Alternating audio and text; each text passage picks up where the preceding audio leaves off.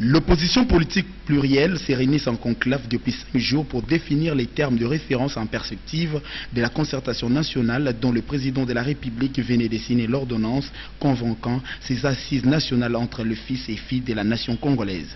Sortir le pays du gouffre est l'affaire de tous. Tout Congolais doit s'impliquer. À la veille de la clôture de ces conclaves, les participants se sont réunis en atelier en vue d'accoucher certaines recommandations qui pourront constituer les fondements de leurs revendications. Comme vous le savez, le conclave s'est réparti, du moins les membres du conclave se sont répartis en commissions. Maintenant, les commissions sont en train de travailler. Il y a une commission pour examiner les textes juridiques, l'ordonnance du président de la République, l'accord cadre d'Addis Abeba, la résolution du Conseil de sécurité des Nations Unies. Il y a une commission, une deuxième, qui celle-là va déborder le cadre même du conclave, va continuer son travail. Elle a reçu pour mission de préparer le cahier de charges de l'opposition autour des thématiques. Nous croyons que sa mission va déborder le temps du conclave. Il y a une troisième commission qui examine la question de l'organisation de l'opposition. Il y a une opposition parlementaire, il y a une opposition extra-parlementaire, mais nous sommes tous de l'opposition. Alors il faudra que nous puissions arriver à une certaine organisation qui soit comme une soudure entre les deux branches qui en réalité ne sont qu'une même réalité, l'opposition politique congolaise. Les appréhensions de l'opposition restent irréversibles car ils étaient déjà prononcés quant à ceux. Les termes de référence étaient énoncés dès les premiers jours. C'est-à-dire qu'il est question de dégager un consensus au sein de l'opposition, ça veut dire l'opposition parlementaire et extra-parlementaire, par rapport à la question principale, la question politique principale du jour, qui est celle des concertations ou du dialogue national qui a été convoqué à la suite de l'ordonnance présidentielle qui a été publiée il y a à peu près 2 semaines. Donc nous sommes là pour débattre des questions importantes de la survie de notre pays. Il s'agit notamment des questions principales telles que suggérées ou identifiées par l'ordonnance présidentielle qui convoque ces concertations. Nous avons des appréhensions. Vous avez suivi à la réunion que nous avions tenue à CEPAS. Nous avons rendu public ces appréhensions sur le plan de la forme et du contenu tel que présenté par l'ordonnance du chef de l'État. Et nous sommes là pour harmoniser notre position, approfondir les thèmes, les propositions qui ont été faites à CEPAS, et ainsi dégager, comme je l'ai dit tantôt, un consensus au niveau de l'opposition. Les acteurs de l'opposition tiennent à présenter la revendication au président de la République, mais également à toutes les institutions d'appui à la démocratie qui doit être impérativement vécue en République démocratique du Congo.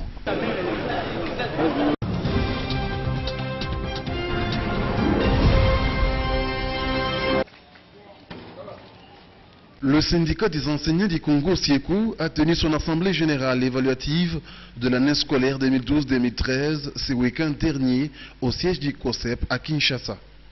Après avoir passé en revue la situation pédagogique, administrative et financière de l'enseignement dans notre pays, les enseignants ont relevé plusieurs préoccupations, notamment le niveau de l'éducation au rabais, le cas des omis et des non-payés à cause de la bancarisation de la paye, ainsi que différents conflits dans les institutions scolaires.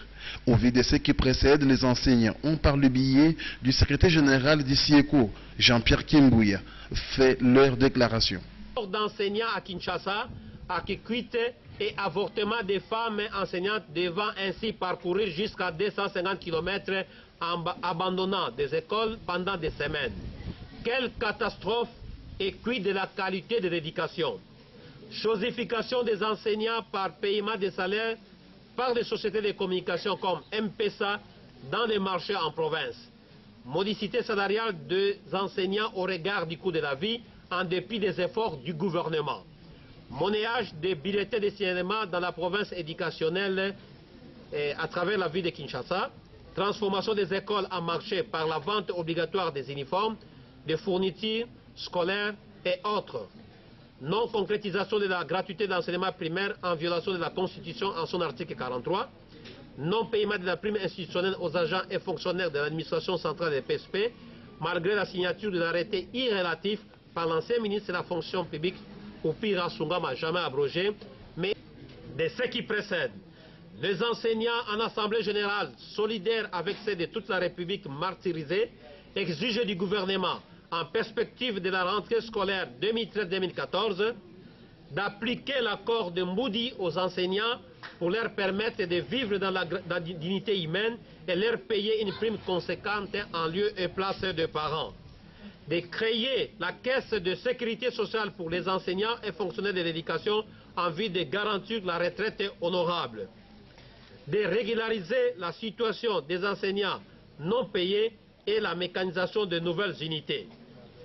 Tout en soutenant la paye par voie bancaire qui doit se poursuivre, de régulariser la situation salariale de tous les enseignants lésés avec lesquels les SIECO demeurent solidaires pour toutes les actions de revendication et d'ici la paye de juillet 2013.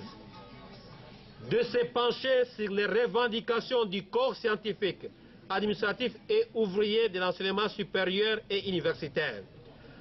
D'organiser avec transparence des élections dans la fonction publique en vue de mettre fin à la foire syndicale qui y règne dans le respect des normes internationales de l'OIT.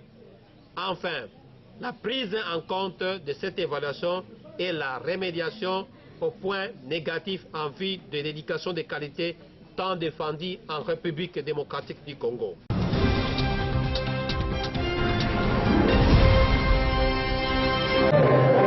La 7e édition du Festival international des étoiles aura bel et bien lieu à Kinshasa du 8 au 18 août 2013.